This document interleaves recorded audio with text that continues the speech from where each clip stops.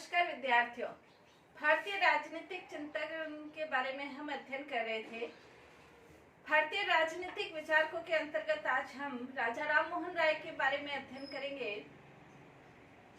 भारतीय चिंतन के अंतर्गत राजा राम मोहन राय का यदि हम योगदान देखें तो उस समय जो भारत के समाज की स्थिति थी, धार्मिक क्षेत्र के अंतर्गत, सामाजिक क्षेत्र के अंतर्गत एक असमंजस की स्थिति थी। अनेक प्रकार की कुरीतियां, आडंबर भारतीय समाज के अंतर्गत स्थान बना चुके थे। इसीलिए कहा जाता है कि पाश्चात्य देशों में जो स्थान मार्टिन लूथर को प्राप्त है या जिसके लिए स्मरण किया जाता है, भारतीय राजनीतिक चिंतन के अंतर्गत राजा राम मोहन राय को भी समाज में अतुलनीय योगदान के लिए याद किया जाता रहेगा। उस समय भारतीय समाज के अंतर्गत जहां एक और अस्पृश्यता, छुआछूत, आडंबर, कर्मकांड की भावना विद्यमान थी, वहीं दूसरी ओर धार्मिक क्षेत्र के अंतर्गत भी अनेक प्रकार के आडंबर, कर्मकांड की स्थिति थी।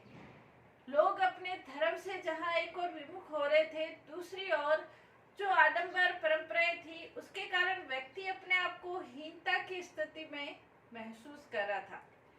ऐसी स्थिति में राजा राम मोहन राय के द्वारा एक ज्ञान की अलख या कह सकते हैं एक प्रकाश की अलख जगाई गई थी और इसीलिए मैकनिकॉल कहते हैं कि राजा राम मोहन राय ने जो ज्योति जलाई उसने भारतीय जीवन के अंधकार को नष्ट किया, क्योंकि उस समय लोगों को ये असमंजस था कि वास्तव में धर्म क्या है, ईश्वर क्या है, इसके बारे में क्योंकि अध्यापन की रुचि भारतीयों के अंतर्गत नहीं थी और उसके कारण जो जैसा कहता था, जिस प्रकार के विचार प्रकट करता था, उसका विश्वास करके लोग उस अंधविश्वास, परंपराएं, कर्म कांड को मानकर चलते थे। उसका दुष्प्रभाव ये रहता था कि कुछ स्वार्थी लोग अपना स्वार्थ सिद्ध कर लेते थे और लोग धर्म से विमुख होते जा रहे थे। सामाजिक क्षेत्र के अंतर्गत भी अनेक प्रकार की विषमताएं विद्यमान थी, अनेक प्रकार की कुरीतियां, बुराइयां समाज के अंतर्गत विद्यमान थी। तो इस प्रकार की बुराइयां, कुरीतियां, आडंबर विद्यमान थे। इन सब का विरोध राजा राम मोहन राय ने न सिर्फ इन सब का विरोध किया बल्कि इसके विरोध में स्पष्ट तर्क भी प्रस्तुत किए, क्योंकि राजा राम मोहन राय स्वयं एक विलक्षण प्रतिभा संपन्न व्यक्ति थे और तर्क के आधार पर वो अपनी बात को सिद्ध करते थे और इसी के कारण राजा राम मोहन राय का प्रभाव समाज के अंतर्गत महत्वपूर्ण रूप से पड़ा। इसीलिए स्वर्गीय श्रीमती इंदिरा गांधी ने राजा राम मोहन राय के बारे में ये कहा था कि राजा राम मोहन राय ने हमें आधुनिकता की राहत दिखाई। आधुनिक युग के जनक, पुनर्जागरण के अग्रदूत, इन उपाधियों से राजा राम मोहन राय को विभूषित किया जाता है, क्योंकि उस समय समाज की जो स्थिति थी, समाज प्रगतिशील विचारों के बारे में सोच भी नहीं सकता था और जो धार्मिक क्षेत्र के विचार थे उसके कारण वास्तविक धर्म क्या है उसमें लोगों की पता ही नहीं था और ऐसी स्थिति में राजा राम मोहन राय ने एक कह सकते हैं ज्ञान की अलख या विवेक की ज्योति जलाई थी। राजा राम मोहन राय का आज हम थोड़ा सा जीवन परिचय देखेंगे। राजा राम मोहन राय का जन्म 22 मई 1772 को बंगाल के हुगली जिले के अंतर्गत राधानगर ग्राम के अंतर्गत हुआ था। जो राजा राम मोहन राय के दादा थे कृष्णचंद्र बनर्जी, ये बंगाल के नवाब के यहाँ उच्च पद पर आसीन थे और बंगाल के नवाब ने ही उन्हें राय की उपाधि दी थी और वही कालांतर में इनके नाम के आगे जुड़ गया था राय, यानी कि राय बंगाल के नवाब को दी गई उपाधि है जो इनके सरनेम के रूप में प्रयुक्त, बनर्जी की जगह सरनेम के रूप में प्रयुक्त होता है। राजा राम मोहन राय के माता पिता का नाम रमाकांत और तारणी देवी था। राजा राम मोहन राय के जो पिता माता थे दोनों ही धार्मिक स्वभाव के व्यक्ति थे और वो भी ये चाहते थे कि राजा राम मोहन राय में भी धार्मिक जो संस्कार है वो भरे जाए। राजा राम मोहन राय के पिता मूर्ति पूजक थे, लेकिन राजा राम मोहन राय शुरू से ही सत्य के अन्वेषक रहे और वो ये चाहते थे कि वास्तव में ईश्वर क्या है, उनके प्रति खोज उनकी निरंतर जारी थी। और जब पिता उनके संस्कार नहीं भर सके, मूर्ति पूजा के संस्कार नहीं भर सके, तो राजा राम मोहन राय ने घर छोड़ना ही उचित समझा। और उसके बाद उन्होंने अपना जो जीवन है वो निरंतर घूमते फिरते उन्होंने अपने अध्ययन के लिए, अध्यापन के लिए उन्होंने अपना जीवन बिताने लगे थे। 15 वर्ष की आयु में उनकी जो बुद्धि थी, बड़ी मेधावी बुद्धि थी, और 15 वर्ष की आयु में ही उन्होंने बंगला, फारसी, अरबी, हिंदी और संस्कृत इन भाषाओं के ऊपर एकाधिकार कर लिया था। उन्हें बहुभाषी भी कहा जाता है।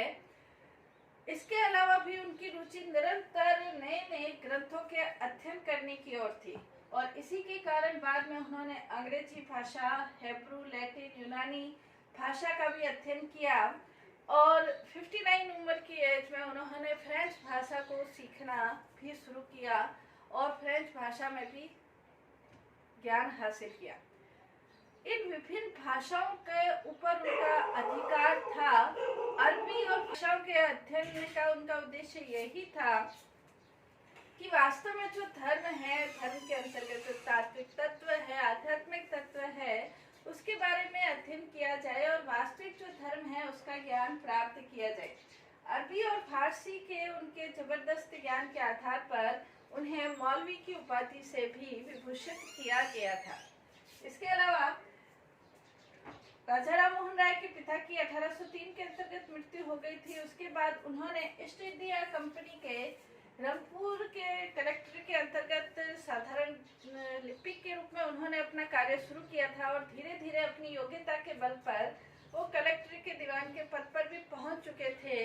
लेकिन उन्होंने ये देखा कि ईस्ट इंडिया कंपनी के अंतर्गत रहते हुए वो हालांकि अंग्रेजों के संपर्क में आए, अंग्रेजों की सभ्यता, संस्कृति के संपर्क में आए, उनके विचारों के संपर्क में आए, इसलिए उनका प्रभाव, अंग्रेजी विचार, भाषा, संस्कृति का प्रभाव भी उनके ऊपर देखा जा सकता है।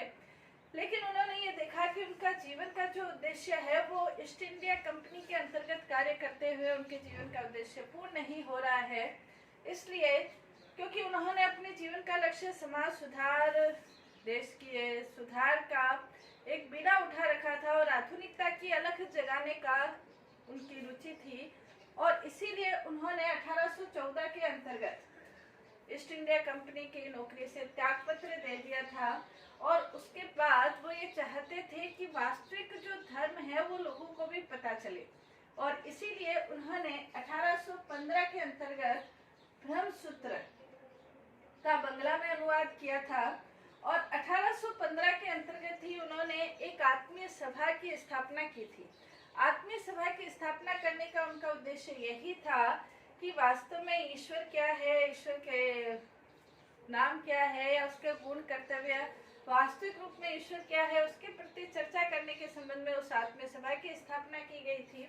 और उसके बाद 1816 में केन और ईशोपनिषद बंगला और अंग्रेजी में अनुवाद किया था। इनके अनुवाद करने का उद्देश्य यही था कि लोग ज्यादा से ज्यादा इन उपनिषदों का अध्ययन करके वास्तविक रूप में धर्म को समझे, और जो दूसरे स्वार्थी लोग धर्म के बारे में जो कहते हैं उसके बारे में अपनी बुद्धि का प्रयोग करते हुए वास्तव में धर्म क्या है उसका अध्ययन करें। इसके अलावा 1818 तक उन्होंने कई संस्कृत ग्रंथों के ऊपर अपनी व्याख्या प्रस्तुत कर दी थी।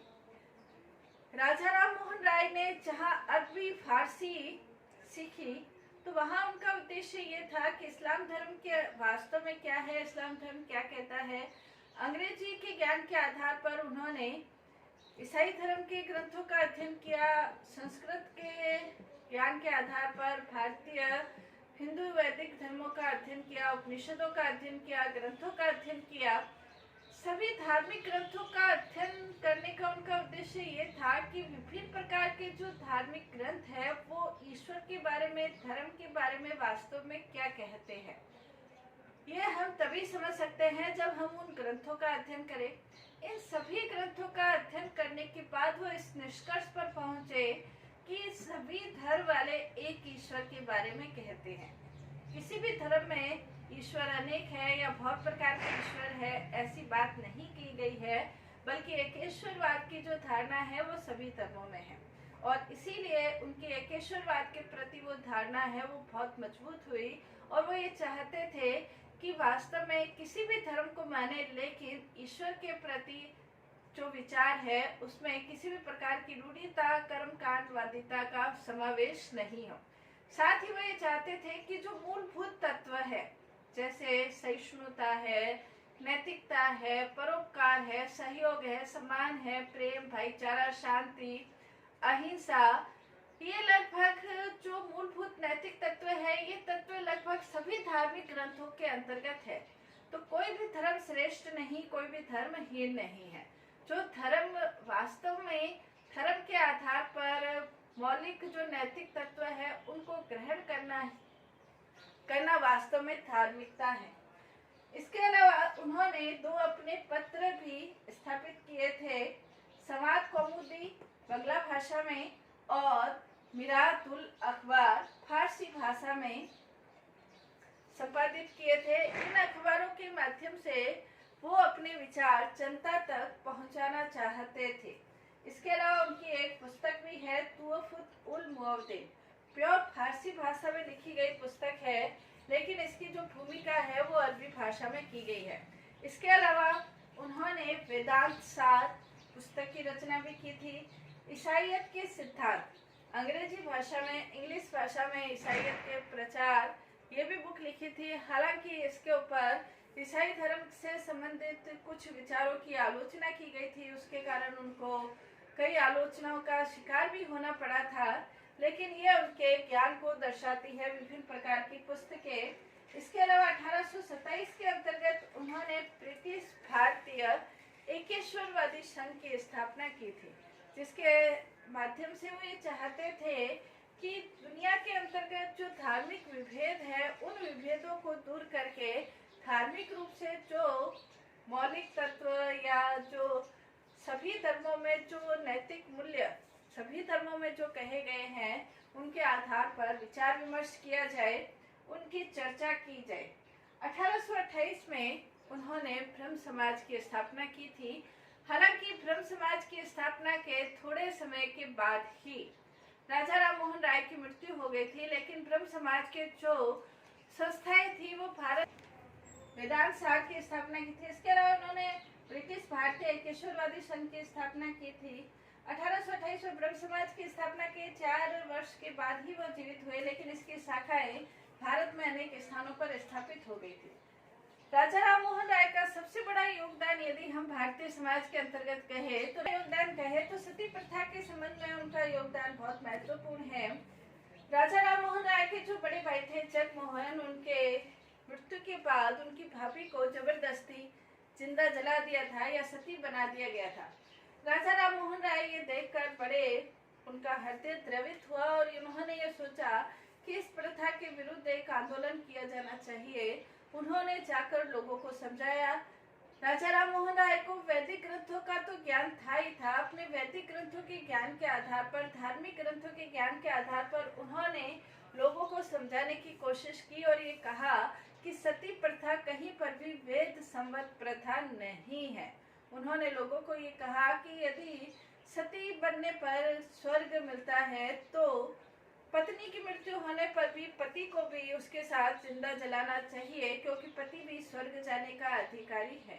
उन्होंने लोगों को समझाया, लेकिन लोगों को जब इसकी बात पर प्रभाव नहीं पड़ा तो उन्होंने अंग्रेजों से सती प्रथा के विरुद्ध कानून बनाने के संबंध में कहा और उनके प्रयासों के फलस्वरूप ही 1829 में लॉर्ड विलियम बेंटिंग ने सती प्रथा के विरुद्ध कानून बनाया, सती प्रथा को अपराध घोषित किया था। 1829 में जब सती प्रथा को अपराध घोषित किया गया तो कई विद्वान ये मानते हैं कि भारतीय इतिहास के अंतर्गत सामाजिक जीवन की एक बहुत महत्वपूर्ण घटना कही जा सकती है।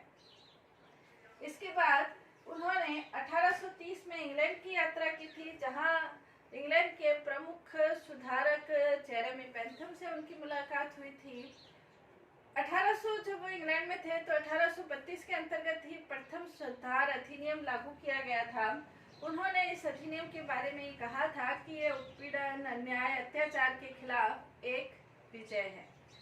इसके बाद शिक्षा के क्षेत्र में भी राजा राम मोहन राय ये चाहते थे कि भारतीय लोग अपने ज्ञान को धारण करें, ज्ञान को समाहित करें, और उसके लिए उन्होंने शिक्षा को महत्वपूर्ण माना और उन्होंने स्वयं इसका प्रयास करते हुए बिना अंग्रेजों की सहायता के उन्होंने एक स्कूल की स्थापना भी की थी और 1822 के अंतर्गत एक कॉलेज की स्थापना भी की थी, जहां पर भारतीयों को शिक्षा फ्री में प्रदान की जाती थी और शिक्षा के क्षेत्र के अंतर्गत भारतीय लोग अपना योगदान दे सके, इसके बारे में प्रयास किए जाते थे। राजा राम मोहन राय इंग्लैंड में ही थे और इंग्लैंड के अंतर्गत उनका स्वास्थ्य खराब रहने लगा था और स्वास्थ्य खराब चलने की दिशा में 20 सितंबर 1833 को अंतर्गत इंग्लैंड के ही ब्रिस्टल नगर में राजा राम मोहन राय की मृत्यु हुई थी। इस प्रकार से राजा राम मोहन राय ने सामाजिक, धार्मिक और राजनीतिक क्षेत्र में सुधार के अनेक प्रयास किए और उस भारतीय समाज में जो एक विवेक की अलग जगह उसके लिए उनका योगदान चिरस्मरणीय रहेगा। धन्यवाद।